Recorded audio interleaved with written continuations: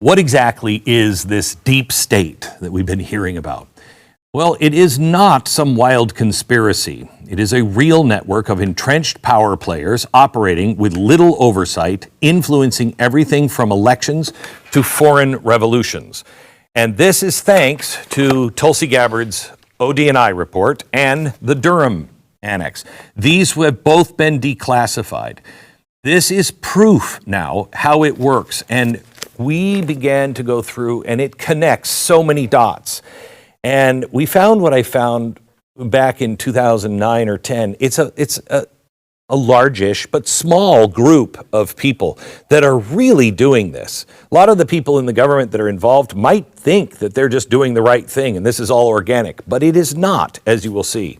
These two documents have shown the inner workings of the deep state in a way we have never been allowed to see before or given access to previously. It describes a complicated web of government figureheads, bureaucratic institutions, think tanks, NGOs, and various funding mechanisms that enable a parallel government to usurp the power of the elected government. This is no longer a theory. This is now a proven fact. So let me walk you over to chalkboard number 1. This is the deep state machine. So the deep state machine, how does this work? Okay. At the core, it is just really a self-reinforcing ecosystem. It is a living, breathing, and growing organism. I wanted you to take a look at this. This is agencies like the CIA, FBI, NSA, and the ODNI. They feed intel, often right here, to the NGOs. So these agencies, this is where it's planned, this is where it's hatched, somewhere in here, okay? And then it's fed down to the next level, to the NGOs, to the think tanks. These groups launder it into independent reports. So all of a sudden, the NGO, let's say the NED, or let's say it's a law firm, Fusion GPS, or the Atlantic Council, or a defense contractor like Raytheon, or just the media. They get the story passed down to them. These players may be involved, they may be hapless dupes, but it's fed down to them. And then, have you ever worked at a place that had a consultant come in and do research? And it's my experience, at least, that consultant always leaves verifying what the boss thought was going on. I've never had a consultant where I'm like, yeah, well, that's independent. They really got that one. It's always been, they're just reinforcing. That's what's happening here. This is passed down here just to reinforce and give this answer down to the third level, okay?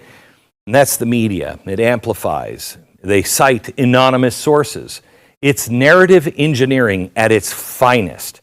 And in the ODNI report, released by Tulsi Gabbard last month, details on how this works, how the 2016 intelligence community assessment on Russian interference was manipulated to target Trump.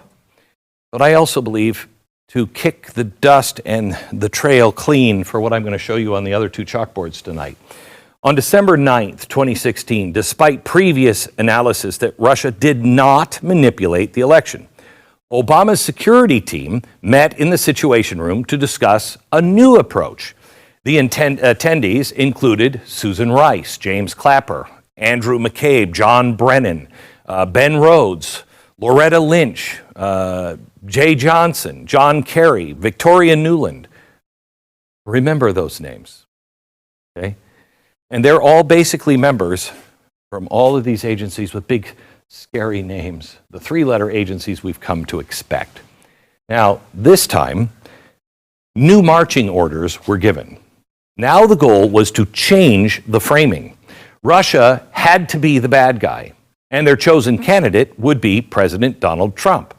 Quote, "The IC is prepared to produce an assessment per the president's request that pulls together the information we have on the tools Moscow used and the actions it took to influence the 2016 election. Notice it doesn't say that this is based on new information or new intelligence. We have a new whistleblower We've got some super secret intercepts that prove whatever. None of that. This came per the president's request. Obama was unhappy, and the witch hunt commenced, or should I say, the coup commenced, because this is what it was. Any dissenting views, they were suppressed. The Durham Annex goes further. It reveals how the FBI failures, when they failed to prove Clinton's plan to link Trump to Russia, they refused to consider the intelligence to be credible, even though the CIA was all but screaming to them that it was credible. But here, black and white, redacted, as they like to do. But how do they operate? Okay, levers of operation. So let's just take the Donald Trump thing. These guys decided, no, this doesn't fit the narrative. We want to go for this narrative. So the boss, the president, said, oh, we need this narrative. So these guys went down and they fed a bunch of things, Fusion GPS, the think tanks, the media, sources, confidential sources, unnamed sources tell us that Donald Trump is being investigated. So they're feeding it here. These guys, if they are hapless dupes, they're really stupid at this point. But I believe they know what they're doing because they keep getting it and going from the very same source. Then the levers of operation. The levers of operation is where the rubber meets the road. This is where the power of the impact comes. The first thing you do is surveillance. Now remember, just like that consultant that goes to your office and finds what the boss is looking, they are not actually doing surveillance and going and getting a FISA because they have information. They are looking for information, and they're looking for a specific answer. So the FISA warrants are based on unverified documents like Christopher Steele, which started up here, came down to Christopher Steele, then went down to the media, then went to FISA. And remember, this was funded by Clinton's campaign through Perkins Coie. This one, private company law firms, Fusion GPS, Perkins Coie. And the Durham investigation showed how it was weaponized through Russiagate. So the FBI goes to the FISA courts, and they can't get what they need to tell the FISA court to be able to get a wiretap. So somebody in the FBI actually alters the documents to ensure the FISA applications on President Trump went forward. Second, election interference. Right here. The 51 Intel experts, remember that? 51 Intel officials labeling the Hunter Biden laptop Russian disinformation. Remember that in 2020? That is straight from the playbook exposed in these reports. According to the polls, 79% of the country believed that truthful coverage over Hunter's laptop would have changed their vote. But we didn't get truthful coverage. We got deep state manipulation. We got propaganda from 51 intelligence officials who we all trust because we're dopes at this point. And the media did what they were told. Disinformation. Remember? All Twitter and everybody says, well, the FBI came to us and said this was going to be coming out. They fed that down here, and they fed it down here. Now, the third part is funding, and this is amazing. Tax dollars flow through agencies like USAID and the State Department to NGOs. We're going to get deeper into that later, but here's a teaser. USAID funneled $270 million to George Soros adjacent organizations for democracy, programs for democracy all over the world. And don't forget the media coordination. Remember that meeting in Obama's White House with all of his national security heads? The people that day, up until that day, all of them had been saying Russia was not a threat. They were not an election threat. Well, the new marching orders came through, and the narrative shifted. Didn't really take very long. And remember, not because of intelligence, but because the president directed them to change it. Yes, what the media reported. On the same exact day, this article.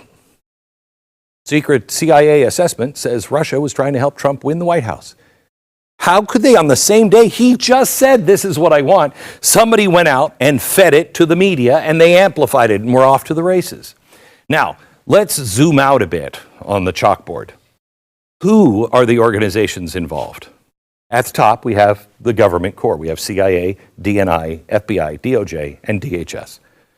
Next, the next layer, we have the NGOs. That's like the Soros Open Society Foundation and about 5 million others that the State Department and USAID have used for things like democracy building. Next, we have the think tanks. The Durham Annex brought this little wing of the deep state out fully into public view. Apparently, multiple highly respected think tanks were allegedly read in on Hillary Clinton's plan. They included the Open Society Foundation, the Atlantic Council, the Carnegie Endowment, and the Center for New American Security. So Durham's Annex just called them collectively think tanks. But we can also potentially add in others that appear to have deep state motivations. Organizations like the Council on Foreign Relations, Brookings, the Stanford Internet Observatory, they all at least appear to launder research out to the public. This is a massive propaganda. The guys at the top come up with the narrative. They get people to prove it, leak it. The media gets everybody juiced up to believe it. Then you have the media, surveillance, and the unnamed officials, and you have powerful money behind that, pushing it through. So there's no way to not believe it. You've been hypnotized. This is propaganda. Now, the last on this list, the Stanford Internet Observatory. It was outed by Michael Schellenberger's team for being part of a censorship program with the Department of Homeland Security. Now, let's not forget, law firms like Perkins Coie, despite everything else that's been linked to them, who did they hire again? Oh, yeah, that's right. Fusion GPS. And we can't forget the defense contractors. Booz Allen employed Edward Snowden. And what do we know what he exposed? There's also things we haven't really learned about yet. How far does this alliance between spying intelligence, the intelligence community, potential domestic operations go with just our defense contractors? Did you know that Raytheon was mentioned multiple times in WikiLeaks disclosures of the CIA's classified cyber program known as Vault 7? That's a whole episode. And lastly, we have foreign allies. They're up here with the government agents. These foreign allies. I mean, no way, right? I mean, they wouldn't dare get involved. Oh, wait a minute. Let me look at this story. What is it? British spies were first to spot Trump team's links with Russia. So you have foreign allies jumping in and helping. The UK, in this particular case. The UK's version of the NSA, the GCHQ, alerted Obama's team in 2015. Now that's interesting, especially since we now know this was a giant operation cooked up by the Hillary Clinton team, then seemingly perpetrated by Obama. The deep state isn't just made in America. We know this because we watched what was happening over in England. We're watching how laws are passed in every country in the Western world. The same laws, the same. We saw 3 or 4 heads of state elected under the banner of Build Back Better. It's all connected. So why now? Well, Gabbard's ODNI release and Durham's Annex are the wake-up calls. They show how the Obama-era national security leaders orchestrated a Russian hoax to subvert Trump. But this isn't new. We'll show all of this later in the show because there's a really distinct pattern. It's not just about that. We trace this back through history. This machine thrives on secrecy. It is very complicated. It's hard to understand, but they're counting on you giving up, not understanding it. With all of these declassifications, the veil is lifting. But now let's put faces and dollars to it. Let's go to chalkboard number 2. Chalkboard number 2 is the web of influence. This is where the ODNI report and the Durham Annex really shines a light on all of the operatives. And let's start here with the kingpins, okay? John Brennan, Obama's CIA director, he led the manipulated ICA, the intelligence community assessment on Russia. Tulsi Gabbard's ODNI release puts him right square at the top. Then you have James Clapper.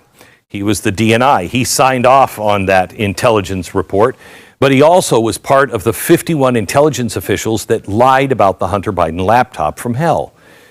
That shows that even though some of these people are no longer in office, they still manipulate behind the scenes. John Brennan can still, when he was here originally, he could go right down to the media. But now he's out. But he can still be seen on cable news, pushing along a narrative. James Comey, FBI director, he oversaw Crossfire Hurricane. He also, according to the Durham Annex, closed down an investigation into Hillary Clinton's email server due to the explosive nature of the sensitive intelligence that revealed Hillary's plan was to smear Trump. And Hillary Clinton, well, her campaign funded the Steele dossier per Durham. The annex specifically details her plan to tie Trump to Russia and how her campaign was allegedly allied within people in the Obama administration. That indeed, the Attorney General Loretta Lynch was part of that. And then there was George Soros. George Soros, by the way, his birthday was yesterday. He's 95, still kicking, but he's able to see his whole life unravel and his empire begin to crumble. But he is the founder of the Open Society Foundation. The annex names his organization in the confidential DNC talks for the smear on Donald Trump. As of 2023, George Soros was one of the Center for American Progress's Action Fund, one of the largest single donors. CAP Action. It was one of the most influential private organizations pushing the Russian collusion narrative. Remember, we get the plan, it comes down to places like Open Society, and then it's pushed down even more. You get the intel officers, you get the surveillance, you get the media. Now, one of their initiatives at the time was the Moscow Project. It's amazing that the internet is still forever, right? I mean, it's still online. And if you read it, it's actually pretty hilarious because, well, other operatives include Peter Strzok, Lisa Page at the FBI, Jake Sullivan, Biden's national security advisor, Hillary Clinton's aide tied to the hoax planning. And Sullivan's name began to first pop up around Russiagate, the hoax back in 2021. And I will tell you, I mean, get the feeling that there's a reason he constantly floats from one administration to the next, but we'll have to look more into that. Then you have Christopher Steele, the MI6 alum who authored the Steele dossier. Mark Milley, the Joint Chiefs of Staff. I'm sorry, but if you have a headline like this one, secretly calling China over fears Trump could spark war, I mean, you're going to get added to the deep state candidate list every time. I think it's an automatic. Then you have Andrew McCabe. Andrew McCabe was the director of the deputy director of the FBI. This one is obvious for being the dude that signed the bogus FISA warrants against Trump's staff. Remember, they doctored them. They changed them. Took a little white out and then retyped them and changed them. He signed them. Then they went to get the FISA warrant. And then there's this little nugget.